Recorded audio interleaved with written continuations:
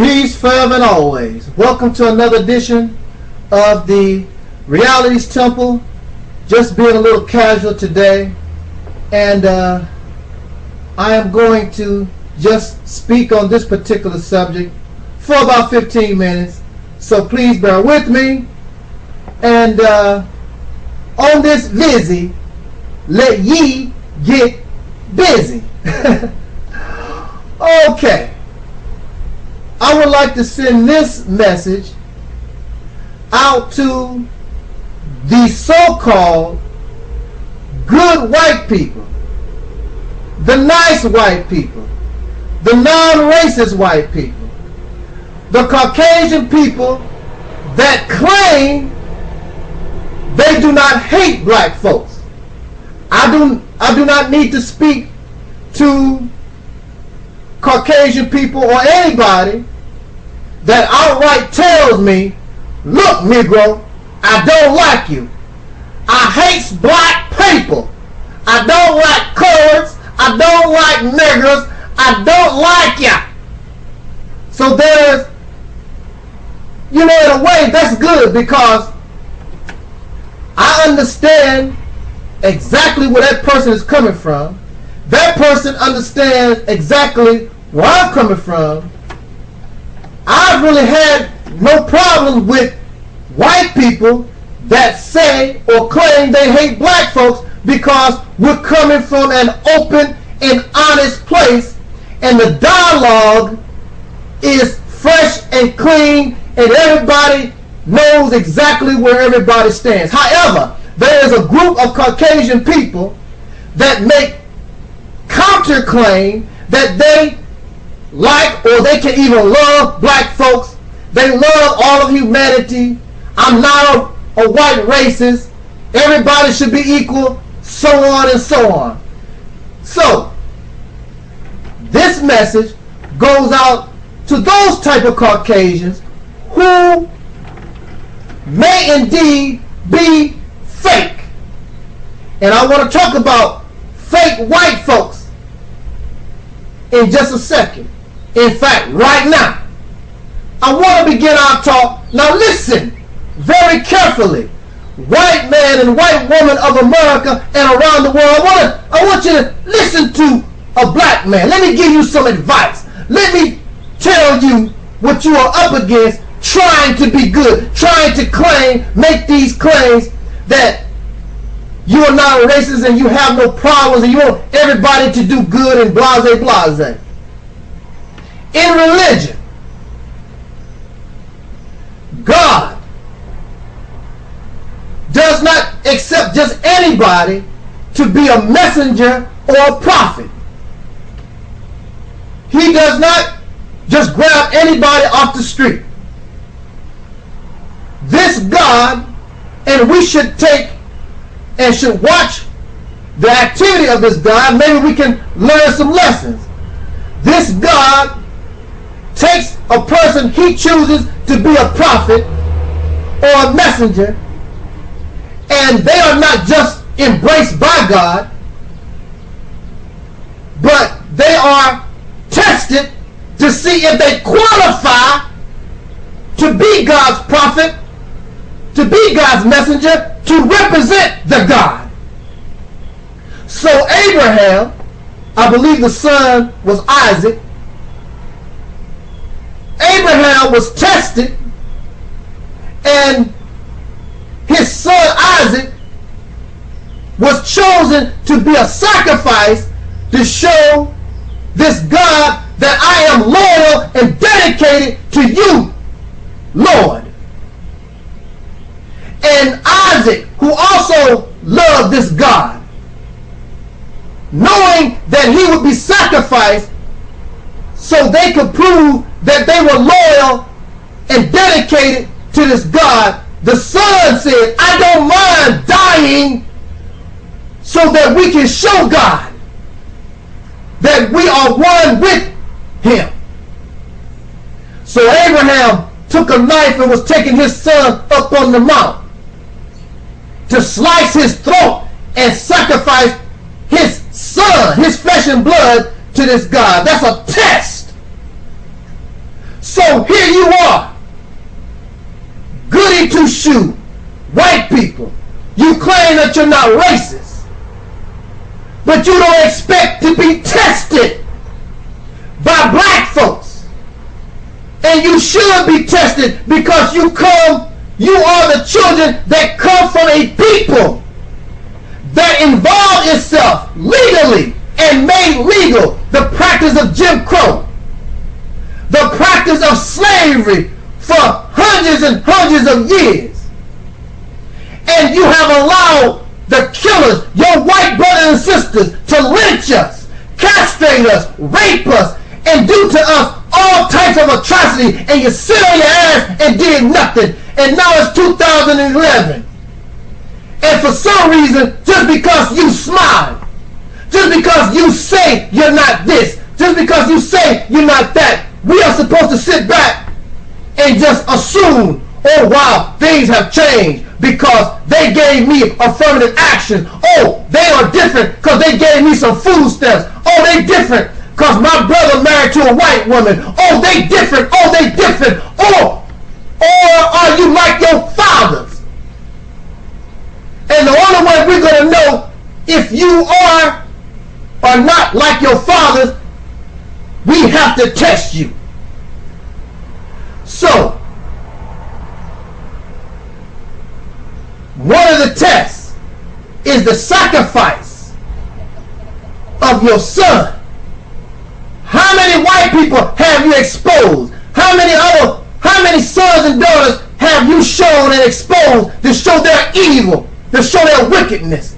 That you sacrifice yourself, your reputation, your job, being harassed to show black folks I'm not like them. So I put these out on Front Street. These are the wicked. That's my mother. But she's wicked. She don't like you. And she's the head of a large corporation, and they don't hire blacks. Don't you know there are many white businesses that don't have black employees and don't want them? Why don't you throw them off? But you won't do that because it's difficult to fight against skin that looks like yours because we've been conditioned to be loyal where you've been conditioned to be loyal to your race. You don't suffer self-hatred like black folks do because we'll snitch and rat each other out so that the white man can be happy, hope that the white man will pat us on the head. Black folks do it all the time.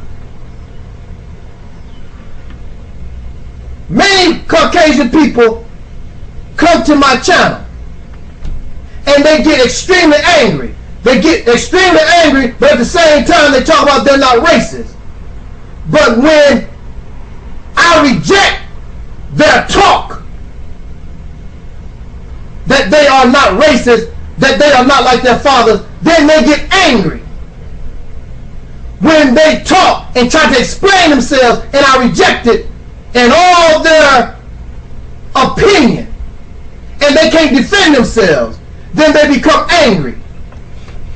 And when you become angry, the real you shows up, no matter what your color is. Because when you get angry, you lose it. And the real person comes out. If you love your mother, if you love your father, no matter how angry they make you, you'll never say an ill word about them. You will always, no matter how angry you get, you'll never call your mother a bitch. You'll never disrespect your father.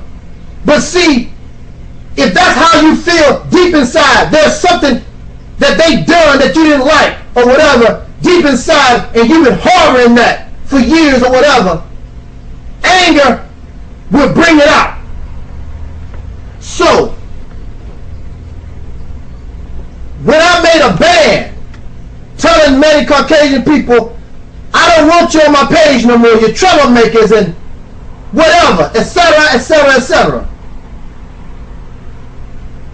Many Caucasian people who said they were my friend, they had me on their friend list, and they socialize with me, civil and courteous. But when I made that ban, I hereby order that white people will not be entertained in this ministry any longer. The real them came out.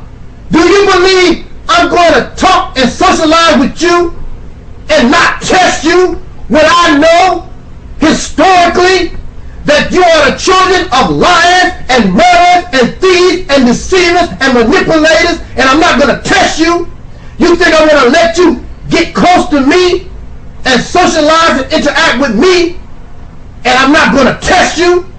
So I tested my white subscribers, my Caucasian subscribers and friends, and many of them failed because they got angry. And the anger caused them to reveal who they really were. Those who really are what they claim, they wrote me emails and said, Brother Taalik, I understand exactly what you said and why you must do what you do. But I'll still be watching your videos because I enjoy what you say and I know exactly what you stand for. So my white subscribers, some of them that have been with me in this ministry for years, who know me and who are real in what they're talking about, they are still here. But the rats and the fakes, they're gone. They're gone to the wind because I tested them and made them angry. They failed the test. And I am so happy that they are gone. So you don't understand, I'm not about race at all. I'm about freedom, justice, and equality for everybody. But you got to call a spade a spade. You have to talk real truth. And my white subscribers understand and know what I have to do. So they are still here. My subscription didn't hardly go anywhere. So that should tell you something. The Realist Temple Ministry embraces red people, black, Caucasian, all humanity. We want freedom and justice and equality for everybody.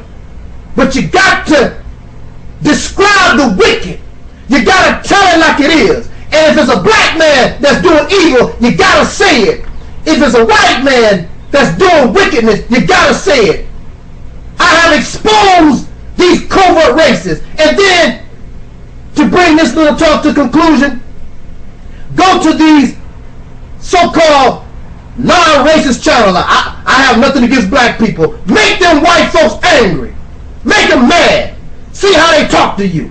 You're a porch monkey and you're a welfare recipient. They start calling you all kinds of names because see, you made them angry and the real racist that's in them came out. You don't fool me. I know what it takes. It takes the test. So remember, y'all, you have to test everybody. You have to test me. When you get married to a wife or a husband, you have to test them to see if they're worthy of your love. Most of these suckers gonna fail. Make them angry. Test them. Take them by surprise. And then you'll see exactly what you have and what you got. This is your brother Taalik, Ibn'rad. We have exposed many of these fake Caucasian people. Don't bring that madness to me. You don't fool me at all. But you can enjoy socializing with other fakers, just like you, the Uncle Toms and the other dark Europeans. But you're not going to pull that off here. Thank you for listening. Let's talk about it. Jot down your comments. I'll open this up so some white folks can talk to, because they need to defend themselves if necessary. This is what it is. The Reality's Temple on Earth. Woo! It's hot in here. But I'm not taking off my clothes. Okay. Welcome back. Welcome back. Oh, man. Just being a little casual. This is the Reality's Temple on Earth. I am the mighty Angel Snub 7. And remember, you are just as mighty as I am. So, and you know, well, I don't have a lot of power, but it's good to think that you do. Oh, but you just don't know how mighty you are if we stop all this feuding and fighting, backbiting, and try to, for just a short period of time, work with one another so you can see the power and the might, and then perhaps the backbiting, the jealousy and the envy, all these different things that plague us, it might not be as a problem as you may think when you see how wonderful in your might you and I actually are. So this led me to think about how many of us, we view Uncle Tom. We view so-called sellouts. I don't like using that word, Uncle Tom. I don't like calling our people a sellout, because we're not walking in their shoes.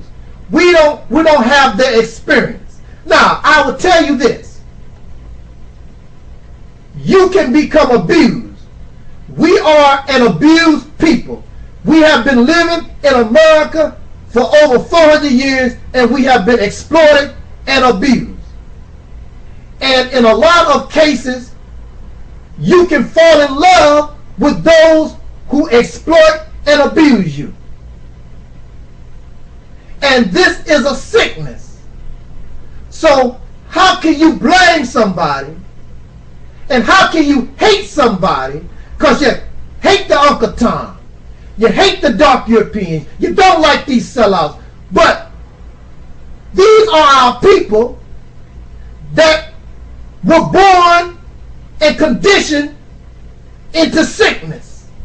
And just a few days ago, while you are self-righteous and high and mighty, just a few days ago, you was acting and behaving just like them because you didn't know any better. But now that you think that you know better, you want to judge other people. I don't want to be accused of judging folks. I don't want to be accused of calling people names they don't deserve, because I don't walk in their footsteps. And if I care about you, if I love black folks, then I must understand that we are sick. How can you get angry at somebody with the measles, somebody with the chicken pox, somebody with any kind of disease or sickness? It's not like they went out and tried to get it on purpose. Do you really believe that our people we call Uncle Tom,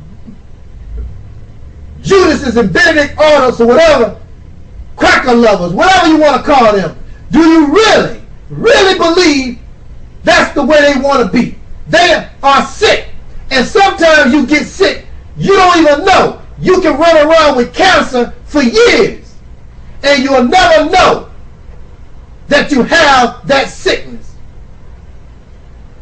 I want to say this about integration. Integration, with no doubt, was one of the worst things that could have happened to the black community. Many of you think that integration was about trying to sleep with white folks, trying to love getting to bed with them. That's not what integration was about. That's not what Martin Luther King and all those brothers and sisters, that's not what they died and bled for and sacrificed for. You don't hear nowhere in Martin Luther King's speech, and y'all want to make mockery of him and call him an Uncle Tom. There's nowhere where he talked about, oh, I just want to get into bed with a white woman. Integration in their minds was nothing but a fight for equality. And integration was nothing but symbolism and wanting equality. Here we are, living in America. Black people are American citizens. We have fought in every war in this nation since the Revolutionary War. We pay our taxes. The black man and woman are the best citizens this nation has ever had. But yet, you take our life, you take our money, but then when brothers and sisters get on a bus,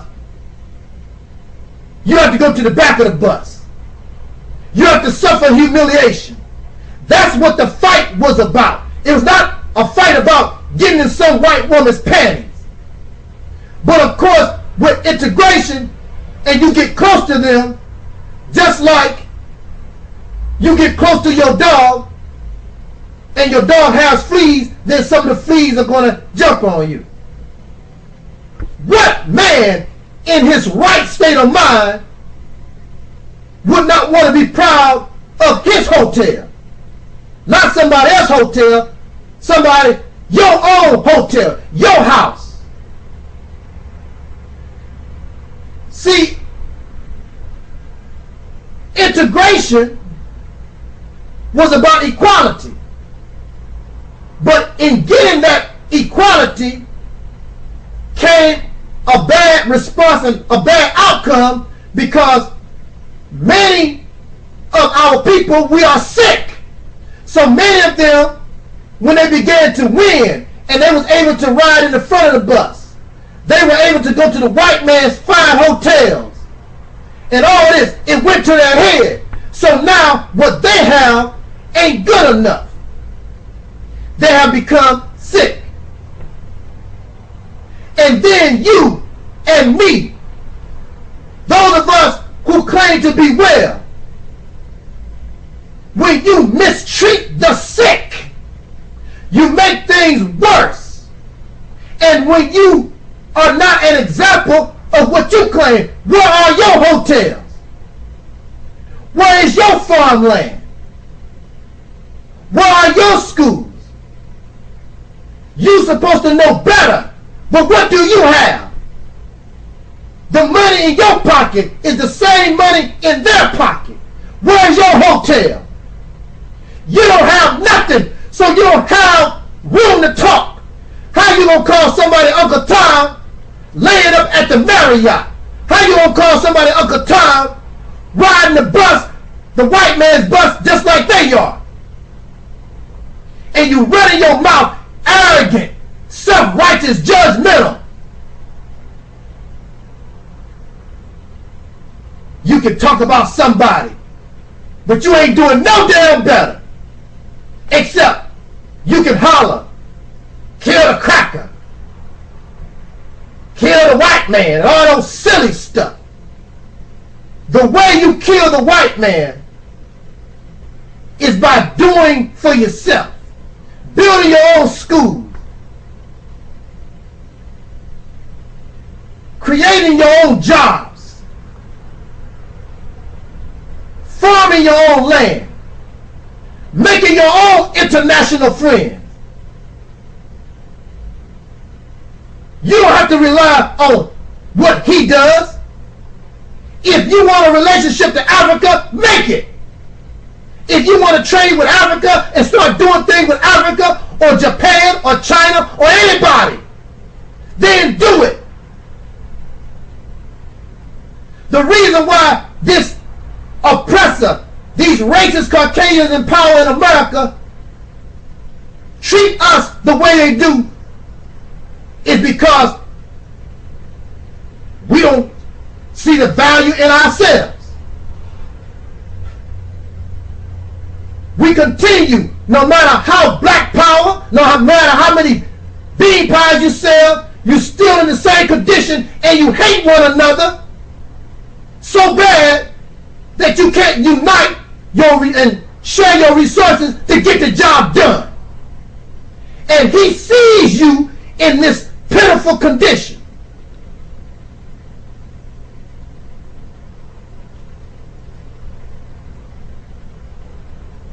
The white man is powerful. How can you call somebody an Uncle Tom, a Benedict Arnold? Our people fighting for integration was dealing with a people who was lynching them outright, burst down your door and shoot you in the face. There was no legal consequences. They had a right to be afraid. They had a right to be scared. Y'all so-called black soldiers, you don't do nothing. And you won't do nothing because you know if you come up against this white man physically, he gonna kick you in the ass. He has way more firepower than you'll ever get.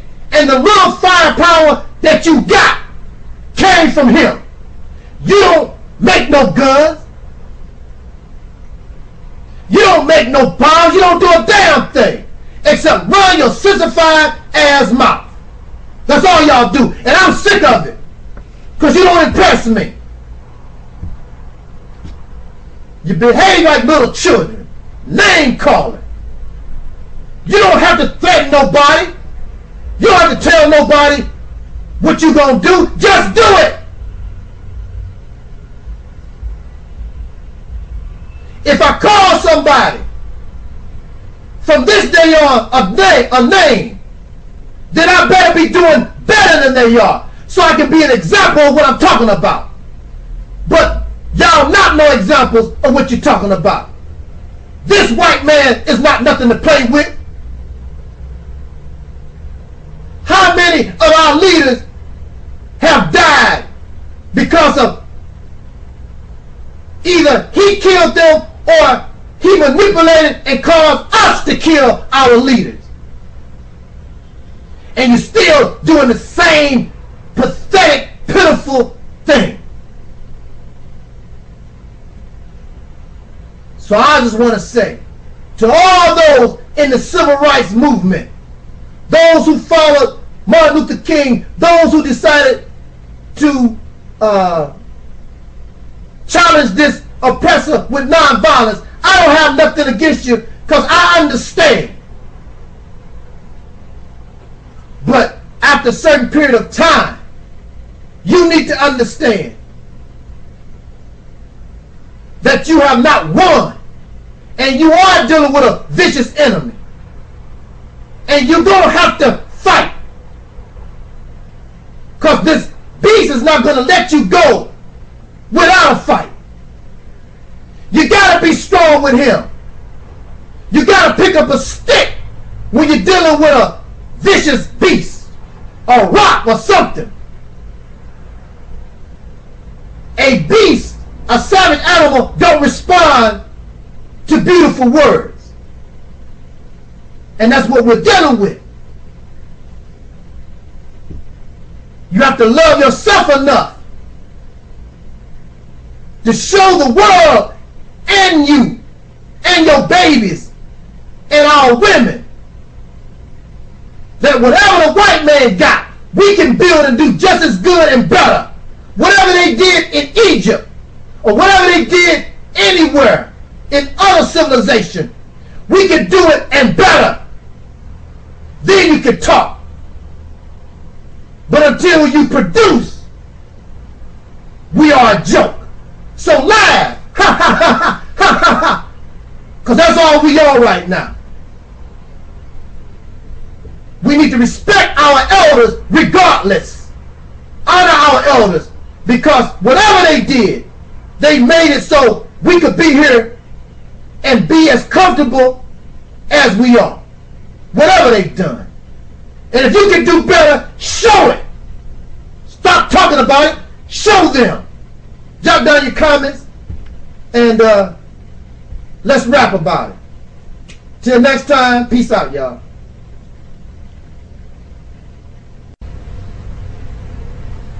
Well, howdy, partner. You've made no mistake. This is, of course, the Reality's Temple on Earth, just being a little casual, just talking with us. And on this particular topic, I just want to make a quick point, then go on about my business. So, please just get a little comfortable, put on your seatbelt, and go on this ride with me, just for a few minutes. Can you hang? Yeah, you can hang. Let's talk about it. There is no doubt for us, we who are born the descendants of slaves in America, there is no doubt that there is an element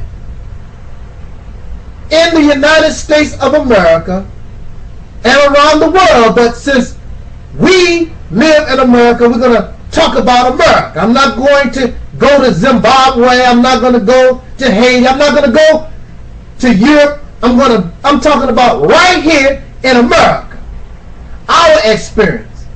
When people start talking about what's going on in Europe, what's going on in Africa, and all these different places, that's a distraction talent to keep them from dealing with us who point the fingers at Caucasian people in this country that did evil to our ancestors and continue to mistreat us till this day.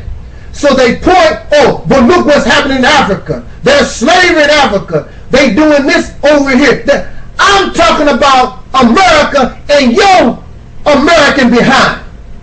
Your racist white self. I didn't want to say Woo! Sometimes you just get emotional, and you know, I'm from the hood too. But I want to portray and place before the public a much better image than being some ghettoized Negro. And plus, that's not me anyway. The only reason why any type of profanity has ever entered my vocabulary was because I used to do stand-up comedy and imitate Eddie Murphy. You know, Eddie. And Eddie does a lot of cussing. So I got caught up in that, and it's still there, but that's just not me, never have been me. But this element of Caucasian people are our enemies. And they are racist. They created race. And to take the heat off of them, they want to try to call us racist because we stand up and complain and fight against the racism that they created. Ain't that a beat? They are so slick. That's one of their tricks. I don't fall for that. Maybe some of these Uncle Tom dark European idiots, maybe they go for it. I don't G for that. Another thing, brothers and sisters, and anybody that's listening to the sound of my voice, something else we should not G for is the use of sound bites. Racist Caucasian people in the media, they use sound bites. And technically, sound bites are supposed to be used in order to shorten down an event or the speech or dialogue between persons or something an individual is saying. Not to take away from that person's message. But of course, as you know, the racist Caucasian people, the racist Caucasian Jewish media, controlled media, Zionist controlled media, and whomever, because some of y'all blacks, if you have a little newspaper or a little show, you will do the same thing. They use sound bites for their own purpose. These are people that claim to be honest, claim to be caring for other people, claim to be civil, but they take sound bites from those they don't like and twist and manipulate the sound bite to make it sound, make that person sound like what they accuse them of. So one of the most famous sound bites within recent times that I know of was when Louis Farrakhan was talking about Jews, and they took the sound bite where Louis Farrakhan called Adolf Hitler wickedly great. He called him wickedly great, but he was a great man. Not saying that he was great, a good guy, but he still was great. But he was wicked. But they took the soundbite and they took his words to twist it around to make the mass of the people who would listen to their radio or read their newspapers, they twisted his comment around to make it seem as though Louis Farrakhan supports Adolf Hitler and what Adolf Hitler done to Jewish persons. Using sound bites for that purpose, that's wickedly great. And even on YouTube, there's no difference. I have videos of Caucasian people in some places on my channel, and I take the whole video and download the whole video so you can see exactly the original video unedited, and the original owner can vouch for it. I ain't changed nothing to let you listen before I respond to what this racist Caucasian is talking about.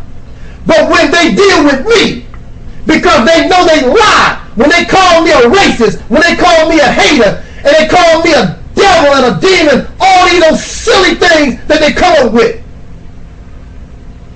they really don't use sound bites at all because I don't talk like that. But when they do, they try to take a sound bite to try to manipulate it and twist it to make me what they have lied to the people what I'm about. And they believe they should be seen as good. You are good. Good and evil. Good and wicked. Devil's son. Devil's daughter. That's what you are.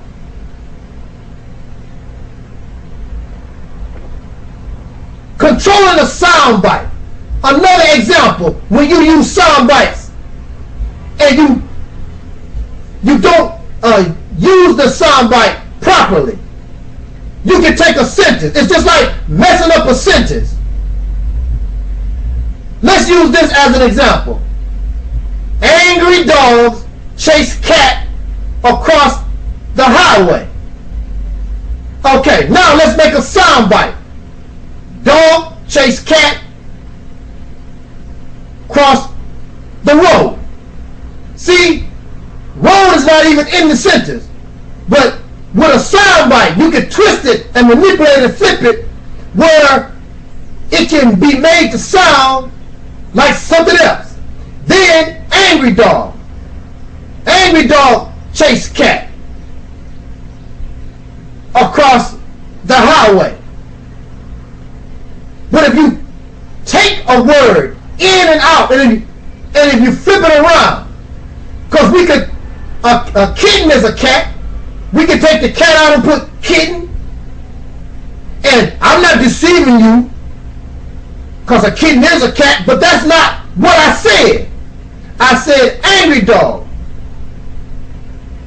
Then you can change the word angry and put mad, mad dog chase.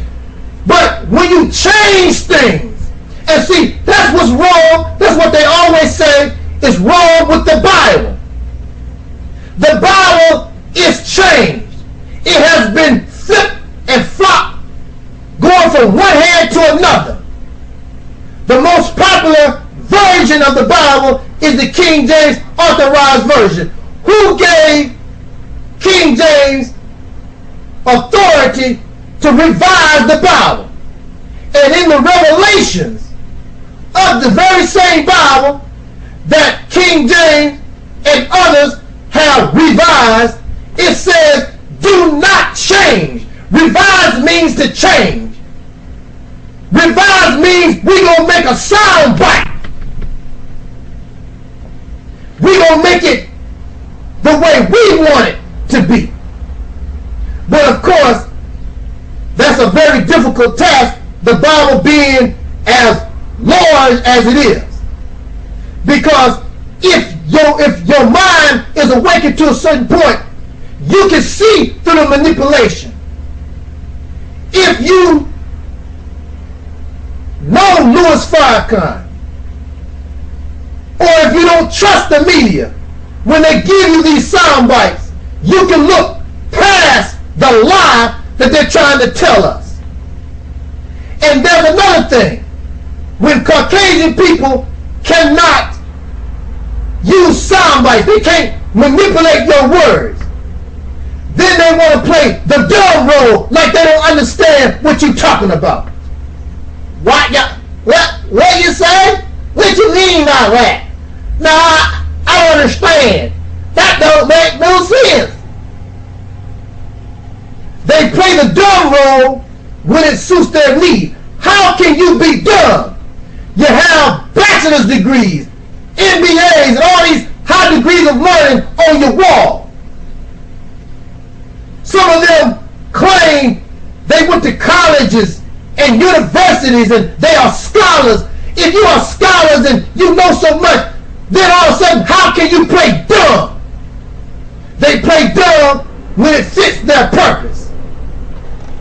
But again, we must be careful about sound bites. If you really want to know about somebody, then go to the source. Talk to the members of the Nation of Islam. Talk to me like you're a human being, not like you some child, you're an idiot.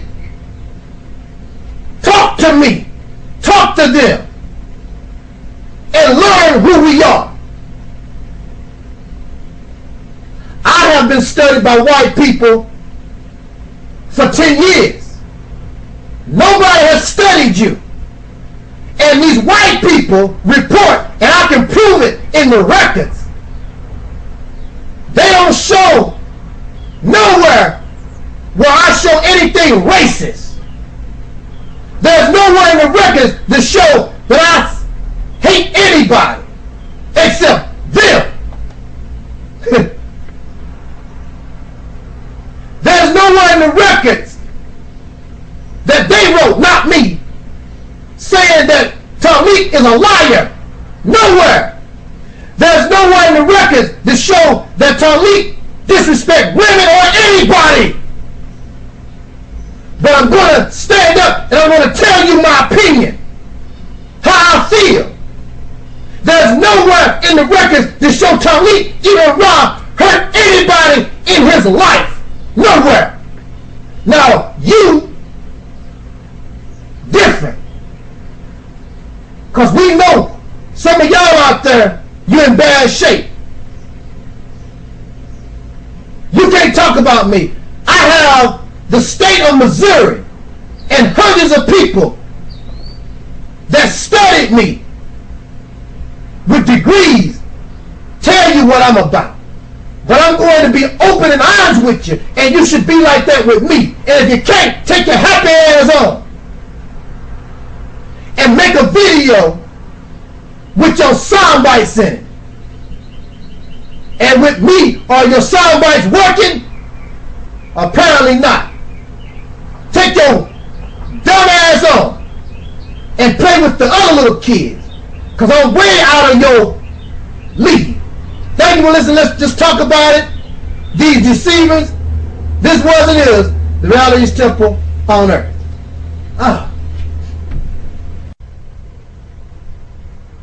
Peace forever and always. Welcome to another edition of the Reality's Temple on Earth. Of course, I am the mighty Angel Snub 7. Gonna be a little casual. Gotta speak a little fast so I can make all my points within this limited time frame. So let's do this. This subject makes me laugh. It is so funny. And it is incredible that you actually have young men who have been brainwashed to believe this nonsense. And the nonsense that I'm speaking of, this foolishness, which don't make any sense, is this crap that for the reason why the black community is in the horror condition that it is in is because for the last 40 years the black woman has taken control of the black community, and because of her immorality now we suffer. Prior to 40 years, then I guess we were living in righteousness and prosperity. This statement alone doesn't make sense and is ludicrous. But such is expected from young black men who have been indoctrinated into a European society, whereas the female is made inferior, the female is oppressed, the female is made an enemy, the female is seen only as something to use by men.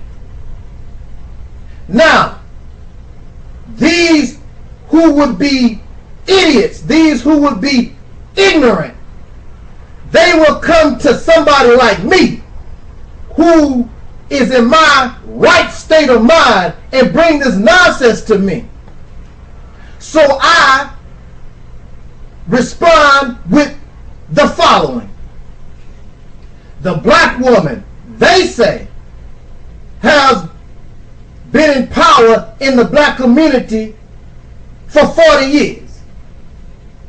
The black man and woman, we who are the descendants of slaves in America, we have been in America for at least close to 400 years. So let us just say 400 years. The black woman has only been in power, as you say, for the last 40 years. Now, that leaves us 360 years.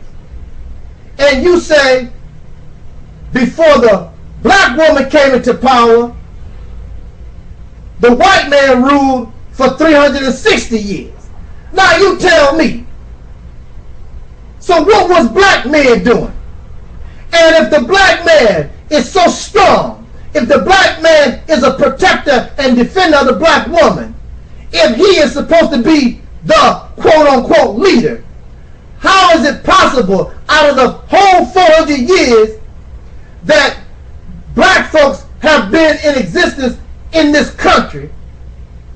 How is it possible that the black woman has come into some type of power and control over the black community, but this black man who is supposed to be the soldier, the warrior, the strength, the leader, has never had any kind of power?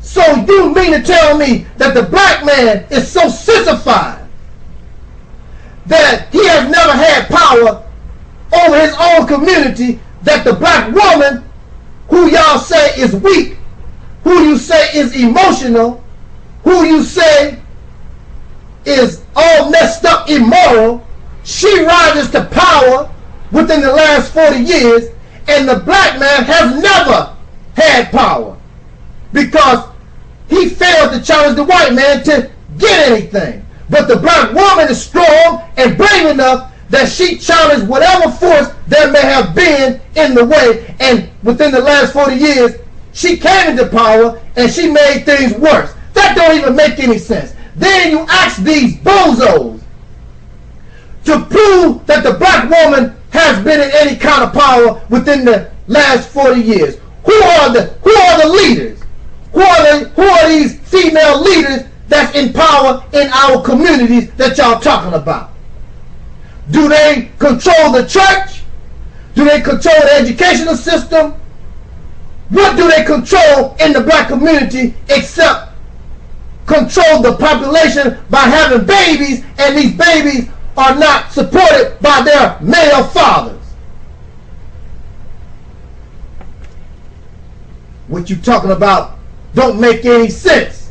So what you're basically saying is the black man is a sissy. He was a punk to the white man, and now he's a punk to black women. Oh, black woman, I'm a leader. The Bible says so. The Bible says so.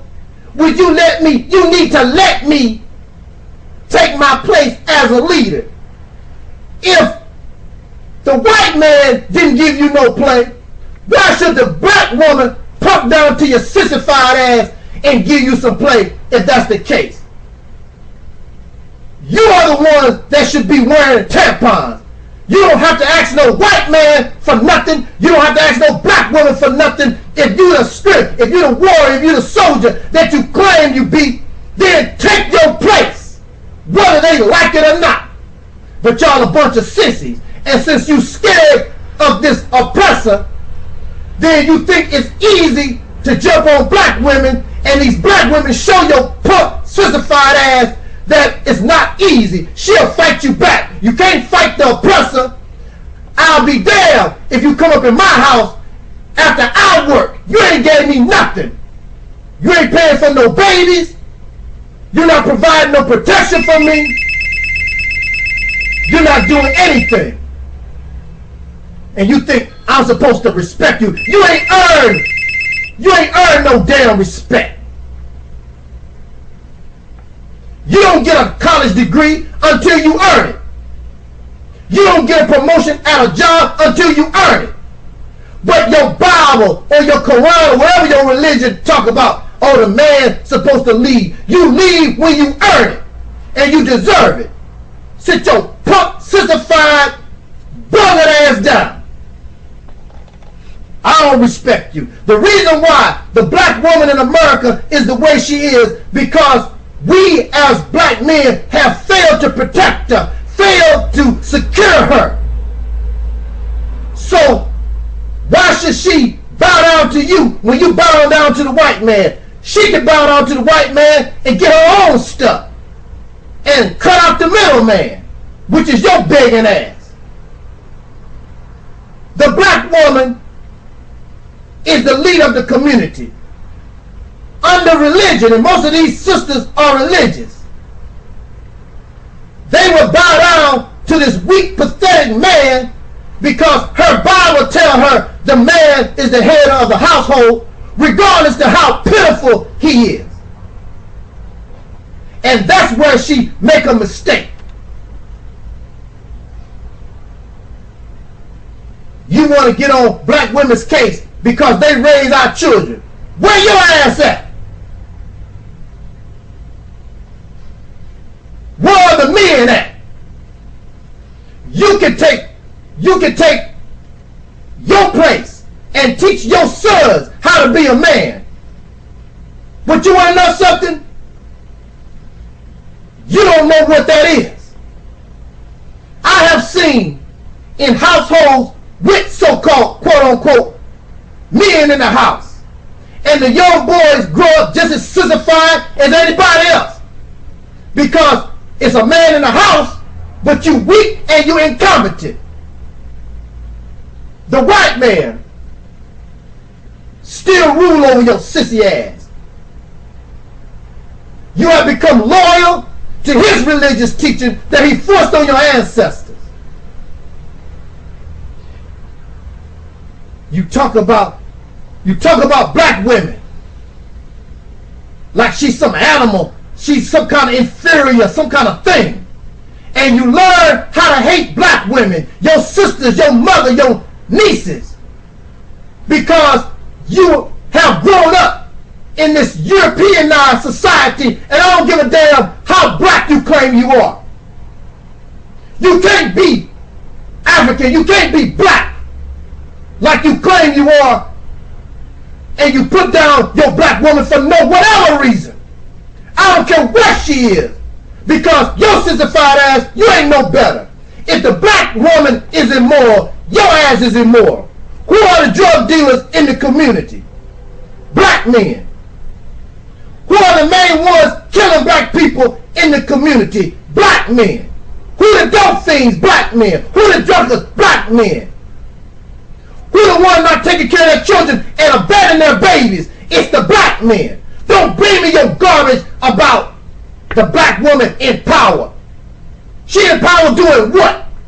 When you look at black leadership, how many black women, how many female names pop up? Y'all always talk about Malcolm and Elijah Muhammad, Jesse Jackson, or Al Sharpton. How many black women names pop up?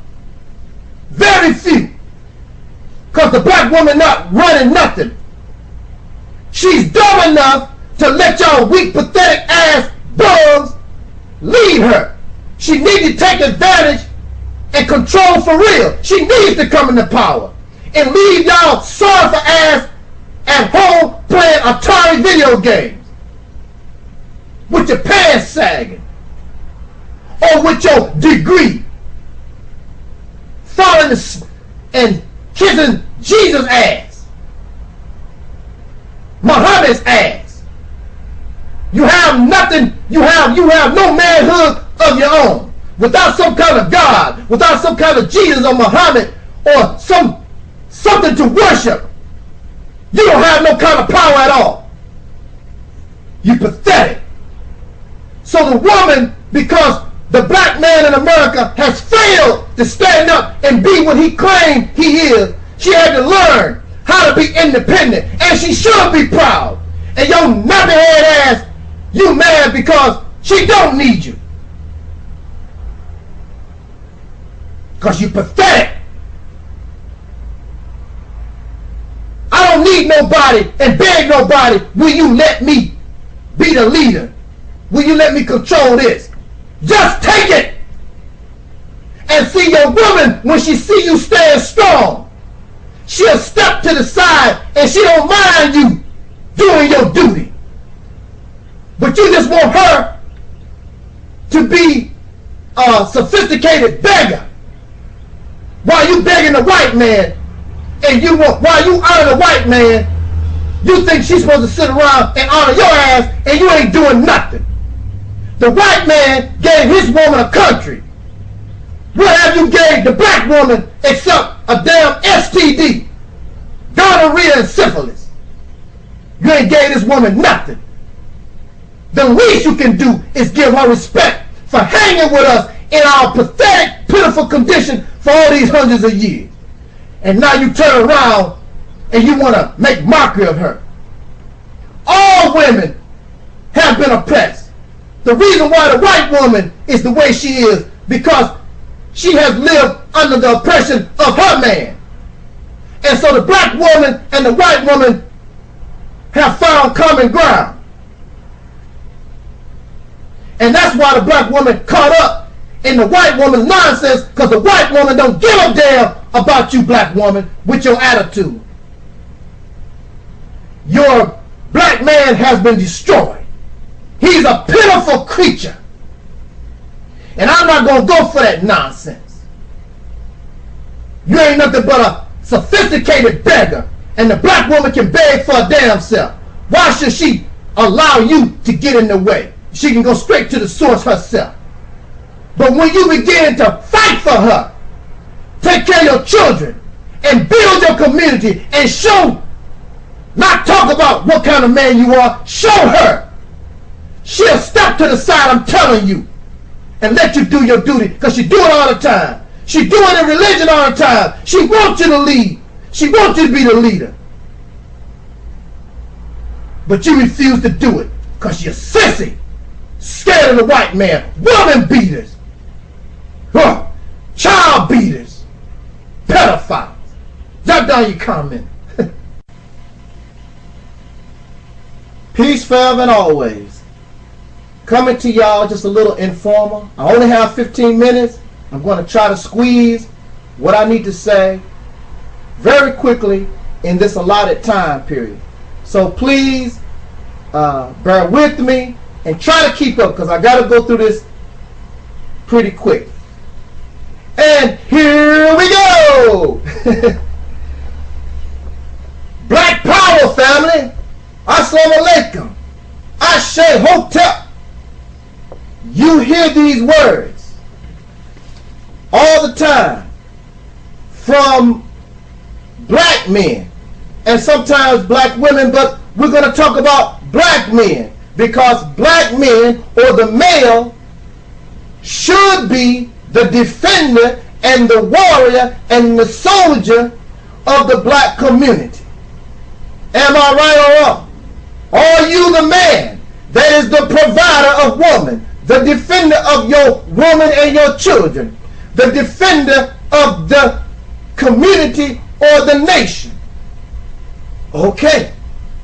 And it is wonderful that many black men would stand up and have awakened to the knowledge and are attempting and trying to stand up and be a warrior and a soldier. Now, they do a better job when they go into the white man's army, because the white man's army puts you in an environment that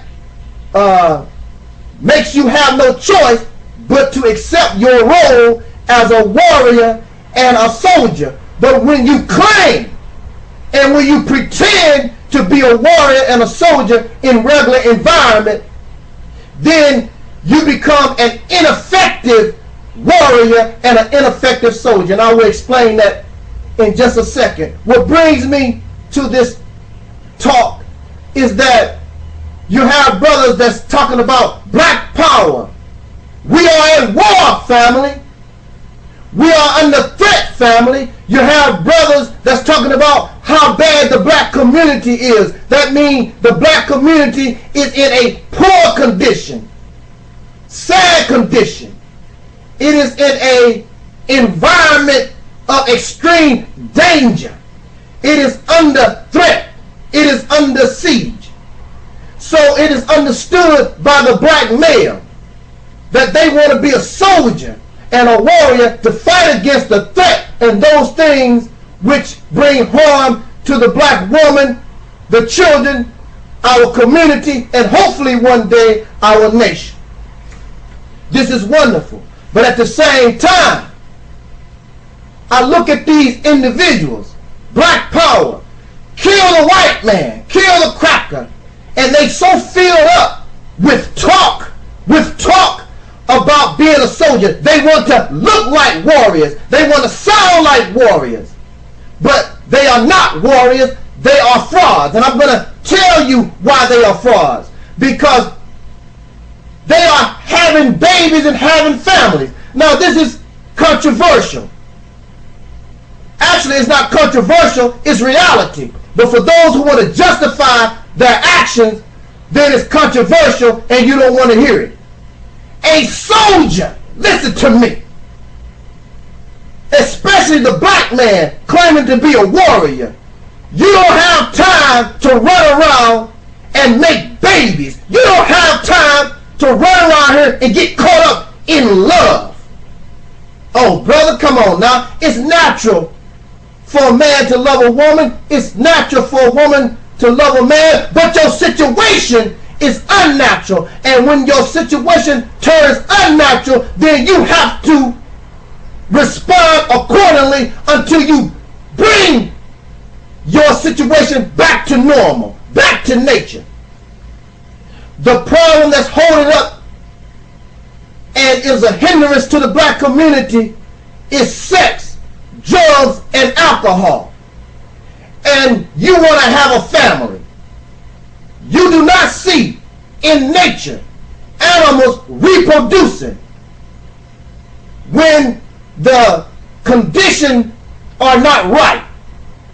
They will not have any babies at all, or they will limit their babies very minimum. And when they are under threat, by an enemy, they don't have no babies at all. They are on the defense. They're not thinking about making no damn love. They're not thinking about having no babies. They are under threat. They need to get this enemy off their back. But here you are, hotel, black power, and all these things y'all be hollering, pretending to be a warrior, pretending to be a soldier, and you spitting out babies, and you run around trying to find love and all this kind of stuff. But yet and still, you claim that you are under threat. You claim that the conditions is poor. That's just like if you are in the boxing ring and somebody's trying to bash your face in, on your mind is making love. That's one of the reasons why many say that Mike Tyson lost his championship to Buster Douglas because of his family problems with Robin Givens. When a soldier is at war, when a soldier is on the battlefield, when your community is under threat, you fight for your children and you fight for your wife because of love. But you're not thinking about making love. You're not thinking about those children. You're thinking about getting this damn lion, if you are a rabbit, off your back. But see, the problem here is the black man. And even though you scream Hotep, black power, Ashe, Shalom, all these things, and you out in the street and you look like a warrior, but you still a damn sex addict. You still, in your mind, you are a breeder.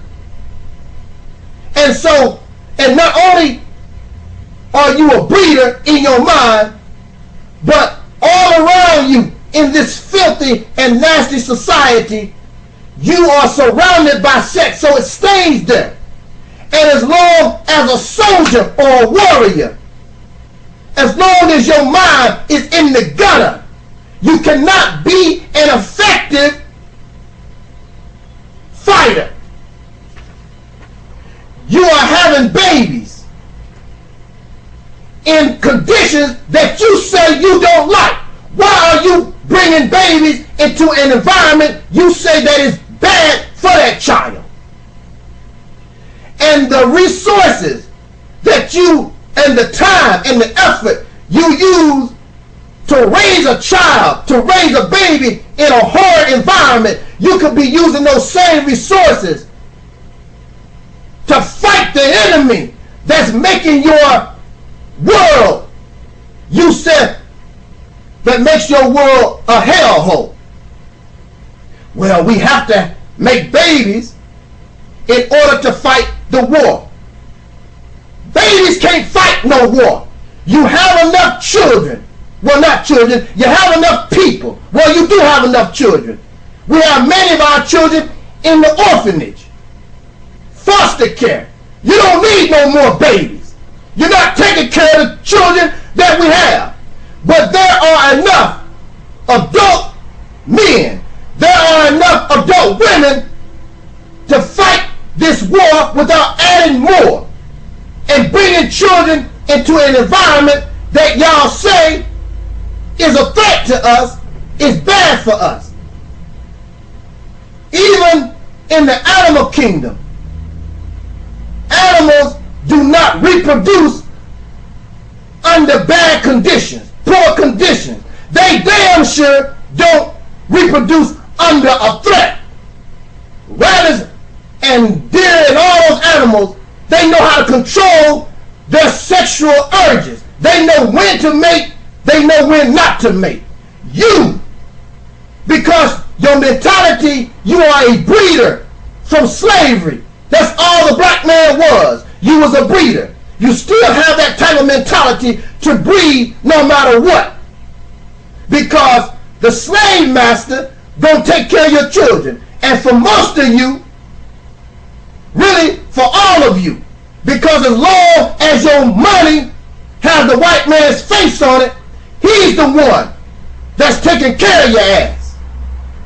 And I thought are a warrior and you are a soldier because that's not what you want. You want to build your own nation. You want to spend money with your face on it. But y'all sex addicts. You're porn addicts. I don't give a damn if you married or not. Your priorities is all messed up. You are at war. And all your resources and all that you are should be going into winning that war. You claim that you study history. I just watched an autobiography of the warrior Shaka Zulu. He was a warrior. His mind was not obsessed with jumping between some woman's legs because he's a warrior. If you are a warrior, if you are a soldier, your top priority is defending your woman, defending the nation, defending your children, building your community. But because y'all are breeders, y'all are soldier, warrior, wannabes. That's why you can't mess with me. Because I'm going to expose you for the fakes that you are. Sex addicts, porn fiends. And I'm very sure many of y'all drink alcohol. Many of y'all smoke some weed, do a little drugs. Don't bring that fakeness to me. So if you're going to be a warrior and you're going to stand up, that's why our conditions have not changed. And a warrior and a soldier develops competent generals. You don't have competent generals. You don't have competent leadership. So at this time, it's good that y'all had a mentality. But when the real leadership begins to emerge, you will see the difference. And instead of saying, I want to be free, by any means necessary, like Malcolm said, you will be free. And you will become and get free once you begin to think like a real soldier, a real warrior, somebody that wants to be free instead of you are comfortable living in your oppressive society with your wife and your children. So continue to complain about your neighborhood, waiting on the damn police. Keep complaining about what's going on, waiting for the real soldier, the real warriors to show up.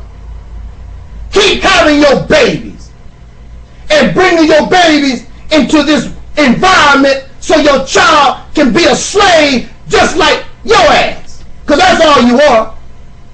I don't care how many bean pies you sell. I don't care how many DVDs on the street you sell.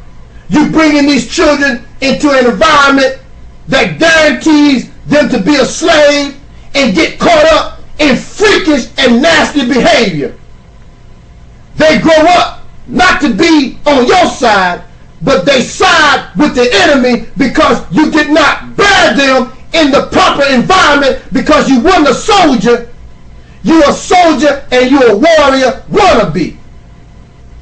So the enemy has a chance to manipulate and form your child. So what's the sense of having all these children when you cannot control the environment so they will have a good shot at being what you want them to be instead of them being formed by the oppressor, being all they can be, and they end up in the white man's army? Stop being silly and be a true warrior. And let us get this to going and get this beast off our back once and for all. That's what I want for you. That's what I want for me. We got to take this serious and stop being unnatural and look at this in its real sense. Thank you for listening. Drop down your comments. I know maybe you don't like what I had to say, but it is what it is. Peace out, y'all, and enjoy your Sunday. Black out. Peace forever and always. This is your brother, the Angel Snubbing Up 7, and welcome once again to another edition of the Reality's Temple on Earth. Just being a little informal, being a little casual, and hopefully I can make my point within the 15-minute time frame allotted by this particular channel. I want to say that Angel Snubbing Up 7 is a loser. And just because you're a loser does not mean you can't be a winner. The only thing wrong with being a loser is that you accept your loss. You stop trying. In order to win, you must lose. Just like a baby trying to learn how to walk. When the baby first begins to stand, the baby falls. The baby crawls.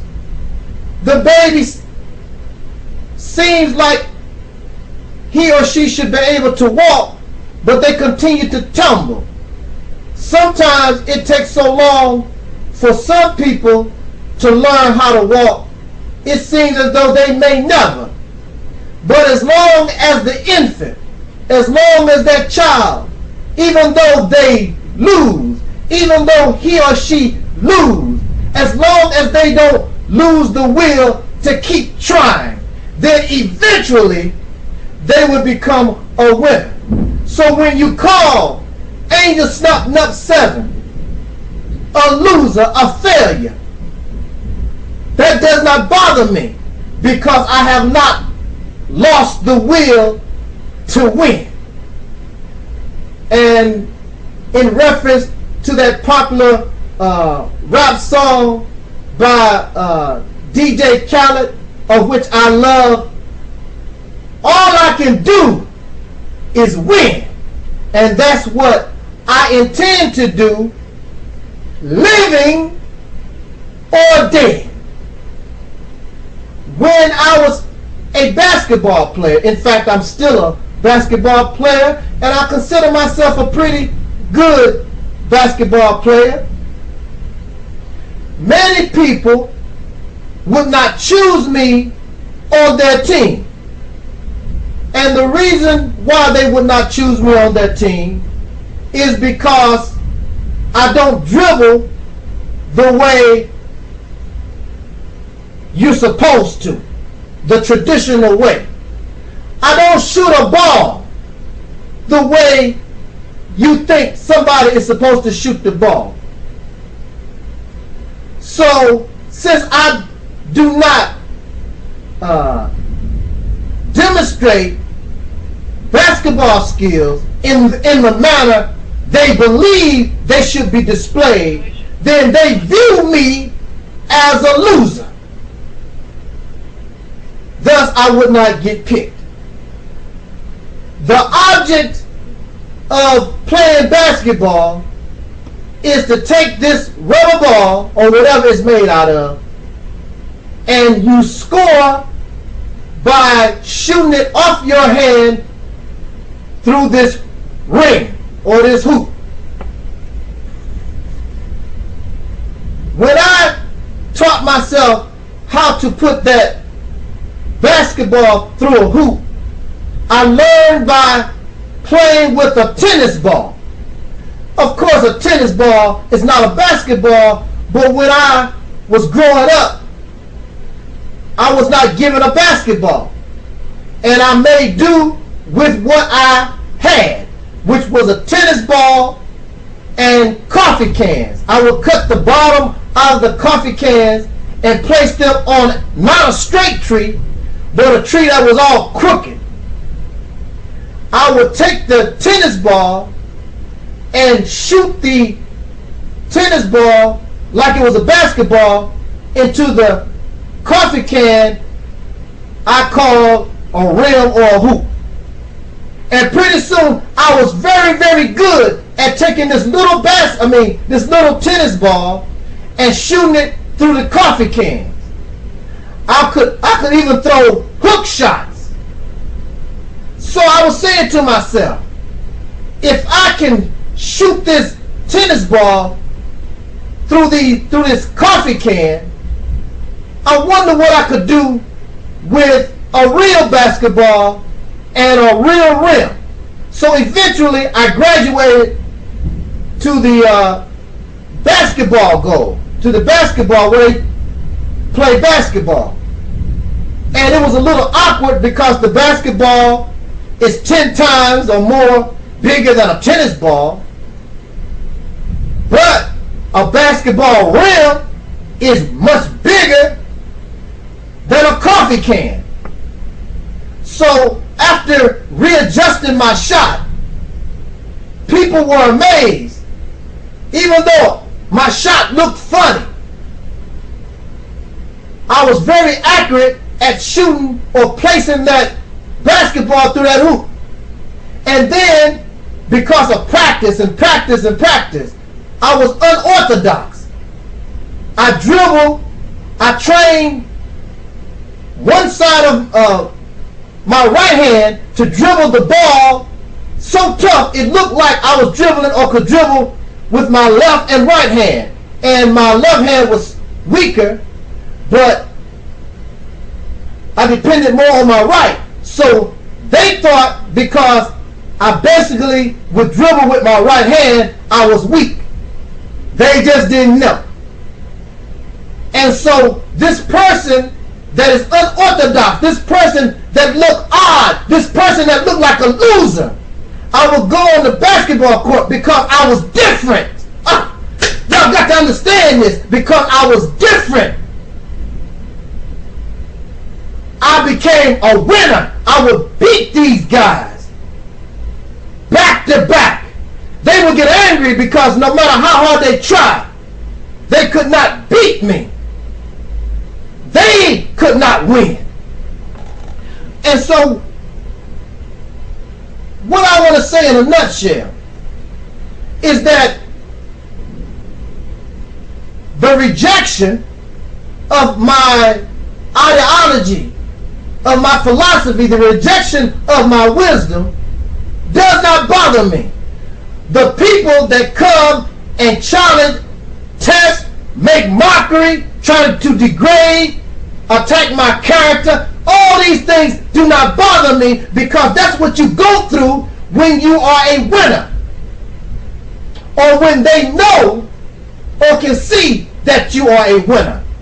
It's a mind game. They want you to believe that you are a loser. People are afraid of change. They are afraid of new ideas. You voted for Barack Obama, and the masses of America screamed change. But they really didn't want change. They wanted business as usual, but they wanted just to be made comfortable. They did not want change, because change is to bring something different. Are you living different in America? Are you doing anything different in America? The only thing you wanted was to become comfortable, because now you're suffering. You do not want change. Barack Obama is doing the exact same thing that all other American presidents have done prior to him.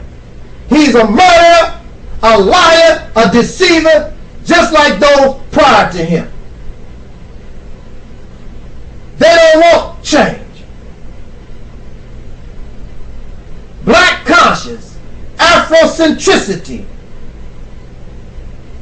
black power, African supremacy, all these things, all these names that y'all come up with, all of them have been used in the past.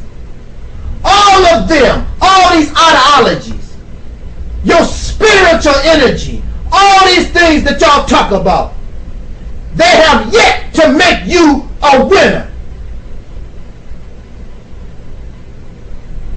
You are a loser because you don't want change.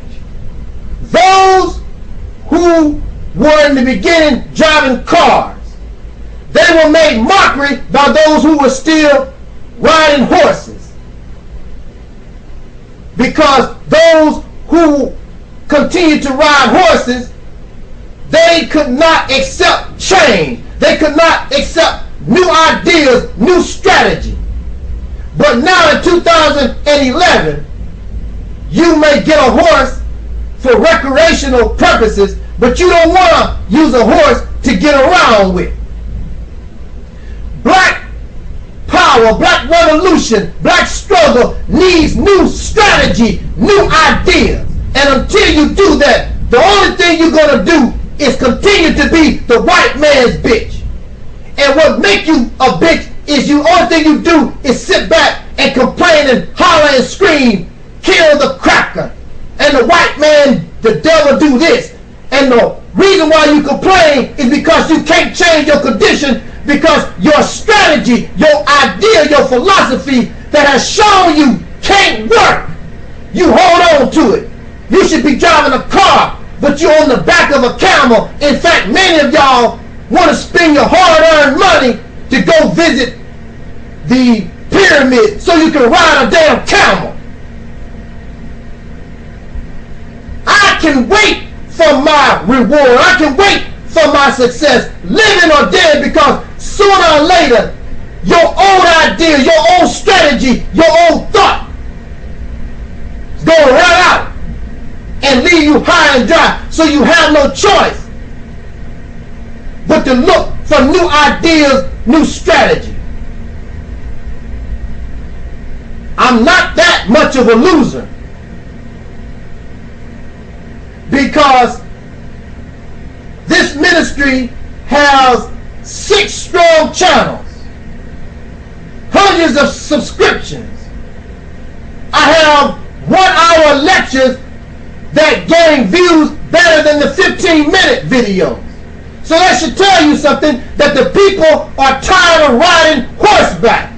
They are tired of going to the outhouse when they should have indoor plumbing. People with new ideas, people with new strategy are seen as crazy.